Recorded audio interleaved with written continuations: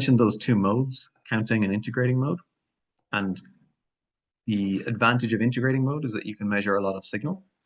But the advantage of counting mode is that you have much higher quantum efficiency, and so you detect every single electron.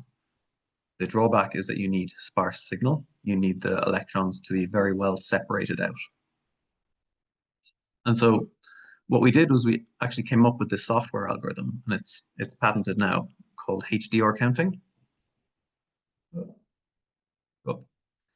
And so what that does is it's an algorithm applied to each frame. So each time you take a frame on the camera, we separate it out and we say, okay, where is the sparse images? Where's the sparse part of the images? And on those, we apply counting. So we say this is the counting image.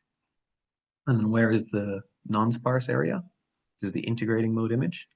And afterwards, we recombine those. So we apply counting to the sparse area, which is your dark field in 4D-STEM or any sort of diffraction. And we stay in integrating mode, and then we recombine those. And what you get is a very high dynamic range image, but in the dark field, now you have counted electrons. So what we're doing is we're increasing the dose rate that you can do electron counting at.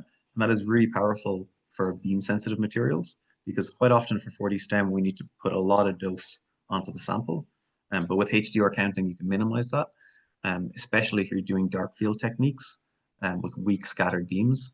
The HDR counting makes a massive difference to the amount of signal that you get.